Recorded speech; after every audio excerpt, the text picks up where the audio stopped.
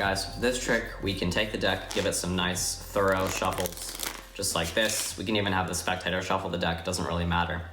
And, okay, you know what, I'm gonna be honest with you guys. This trick that I'm about to show you, I haven't really had the best of luck with it, and I do mess up pretty often, so I might have to rely on some backup methods. So, you know what, I'm gonna have you, the spectator, just go ahead and pull out, let's say 4 cards. That's probably enough.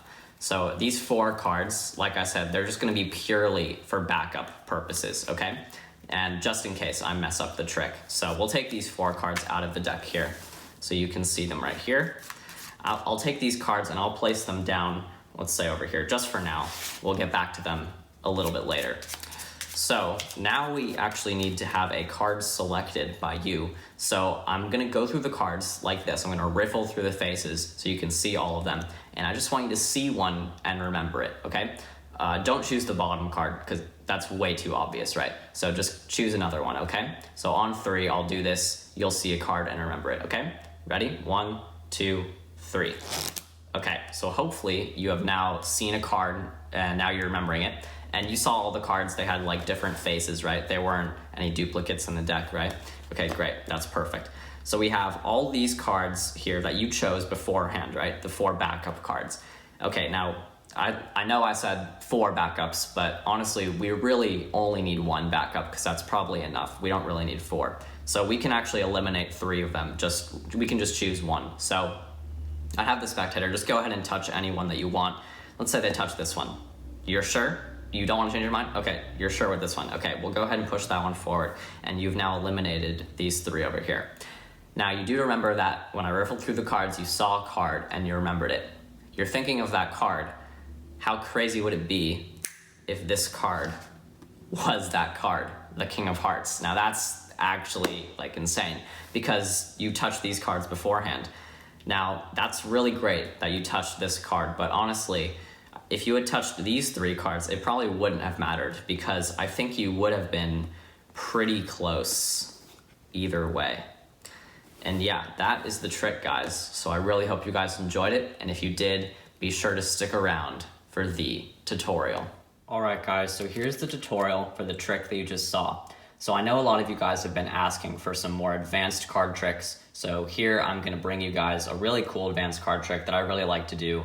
And it's really fun. Some of you guys might even recognize this trick from a previous video. I did do a similar concept in a previous video, but the method and handling for this version that I'm about to teach you is completely different from that version. So without further ado, let's get right into the tutorial and how it's done. So for this trick, I would recommend pulling out any 4 of a kind, but I would recommend pulling out any 4 face cards. So either the jacks, the queens, or the kings. And I'll get into why that is a little bit later. But for now, just take out any 4 of a kind that you want to. I'm gonna use the kings. And there is a little bit of a setup for this trick, but if you are advanced enough, you can potentially set this up from an impromptu shuffled deck. But if you don't wanna do that and you just wanna have the cards set up, then just take 1 king, set it on the top, and the 3 kings, set them on the bottom. That's the setup for the trick. So 3 of the kings on the bottom and then 1 of the kings on the top. If you guys want to do this from an impromptu setting, what you can do is have the spectator really shuffle the deck like this. They can really, really shuffle the deck.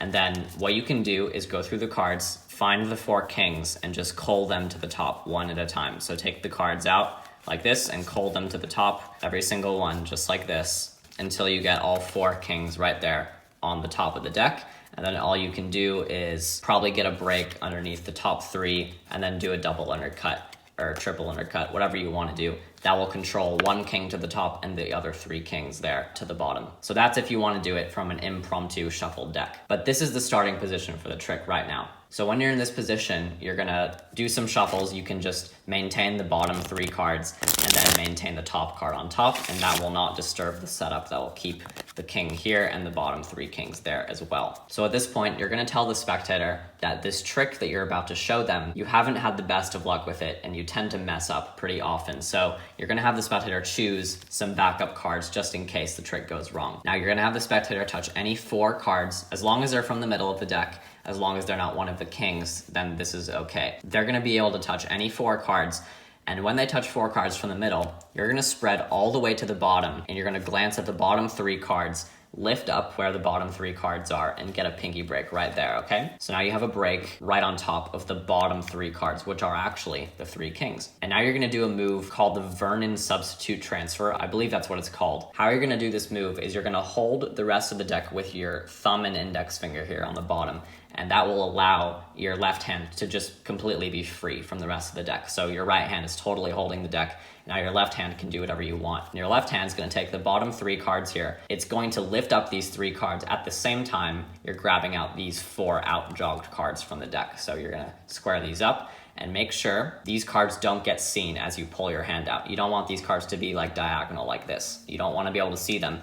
You want them to be perfectly squared up with these cards that are out-jogged. So make sure you don't see those cards, but these cards are getting lifted up like this, and now you're gonna use your thumb here and your fingers to grab all these 4 cards out of the deck. And now you have essentially 7 cards here, and you're gonna maintain that pinky break. Now you're gonna take the deck and place the entire deck over all those cards, and now you're gonna lift up all the cards from the pinky break and spread them out on the table. What you've just done is it looks like you've pulled out the 4 cards, spread the cards out on the table, but now you've actually just switched out those 4 cards for these 3 kings. And at this point, just as a little convincer, I actually do an Elmslie Count with these 3 cards over here, just to make it look like I have 4 cards. If you don't know how to do an Elmslie Count, you probably should know how to do it because you're an advanced magician watching this video. So I won't go into a full in-depth tutorial, but if you guys don't know how to do it, I'll leave a link right up here just in case if you guys don't know how to do an Elmslie Count.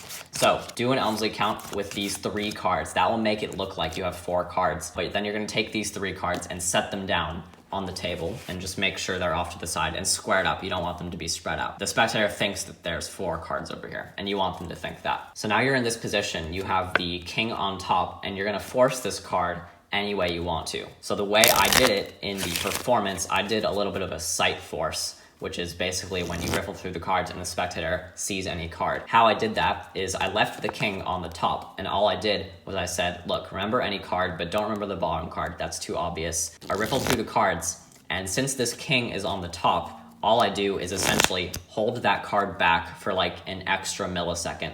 So I riffle through the cards really fast and just hold that card back for just a split second. And if you do that, the spectator will have a better chance at remembering this card because the other cards were going by so fast, but this card, the last card, they're gonna remember that a lot more easily. Now remember I said in the beginning to choose any 4 face cards that you wanted. This is where that comes in. The reason why I chose face cards is it's because when you're riffling through the cards, the face cards are way more easy to spot than the number cards. So if you have the last card here be a face card, it's almost like 80%, 90% chance that you're going to have the spectator see this King of Hearts and they're not gonna mistake it for any other card. So that's why I would recommend using face cards for this trick because it's just a lot easier for the spectator to see that King of Hearts. So you're gonna do the force, they're gonna remember that King of Hearts. And at this point, I like to just turn my hand over like this and say, look, you could have remembered any card and obviously you saw all those cards in the deck, there were no duplicates, right? And this is sort of misdirection. As I ask this question, I turn my hand back over and I'm gonna do a one-handed top palm. And if you guys don't know how to do that, I also have a video tutorial for that move as well, right over here. But here's a quick little overview of what it is. So you're gonna take your hand and your pinky here is gonna basically lift up the top card into your palm like this, and it's gonna put it into a palm position, just like that. So I do this as I turn my hand back down like this, and I use my pinky, push that card off, set the deck down onto the table. And now I have this palmed card. What I'm gonna do is instantly take my hand and just drop it onto the 4 cards like this. And then I'm gonna pick up these 4 cards. And it just looks like I set the deck down and now I'm picking up these 4 cards. Because these, in the spectator's mind, there were always 4 cards here. So it doesn't really look like you've done anything. But you've secretly added the force card, the King of Hearts, on the top of these 4 cards. Now you can move the deck out of the way and the trick is almost over. Now this is what I do. I just take the cards and I lay them out in this arrangement. I just take the cards and I just place the top card here in the 3rd position. So I just move my thumb here like this so I can place that card in the 3rd position, not the last one. There's no particular reason why I do that. It's just a habit, I guess. And now you're gonna perform the psychological force. Basically, you're gonna have the spectator choose any of the cards that they want to, and essentially you just wanna land on this card all the time. You wanna land on the force card. So no matter what happens, you're either gonna keep the card or eliminate the card. You want it to be this card all the time. So I'll give you an example. So in the performance, If they touch this card, then you're done. You can just slide the card forward and then boom, you can reveal the card like that. But what if they touch another card? Let's say if they touch this card, for example. Well, what you can do is you can say, okay, we'll eliminate that one. Now you can touch another card. This one, okay, we'll eliminate that one. Now you have 2 cards left, let's say those cards, and you can say, okay, so you can go ahead and choose either one, just point to one. Let's say they choose this one, and then boom, you can eliminate that one. And then you'll be left on the 4th card. So that's essentially the psychological force. You either eliminate or keep, depending on which one they choose. And you just want to land on the King of Hearts every time, because that's the card that they saw in the deck, and that's the card that you want to reveal. So in this case, let's just say they point to that one. Sometimes you'll get lucky. That will be the best outcome if they just instantly point to it, and that will be the best outcome right there. And now at this point, you say, remember the card that you saw in the deck. How crazy would it be if this was your card, the King of Hearts? And that makes absolutely no sense because you pulled these cards out beforehand, right? And now the trick is over. You just say, now I'm really glad you touched this one, but honestly, it probably wouldn't have mattered because all of these cards are pretty close, and you just flip over, revealing the other 3 kings, which is just a super awesome kicker ending, and the spectator will be blown away. So yeah, that is the trick, guys. I really hope you guys enjoyed it. Hope you guys like this, more advanced trick, because I know I've been intending to do some beginner tricks recently, and I wanted to give back to the advanced magicians who watch my videos. So yeah, hopefully you guys enjoyed this one. If you did, hit the like button. Also subscribe to the channel if you have not already. So yeah, see you guys for my next one. Bye.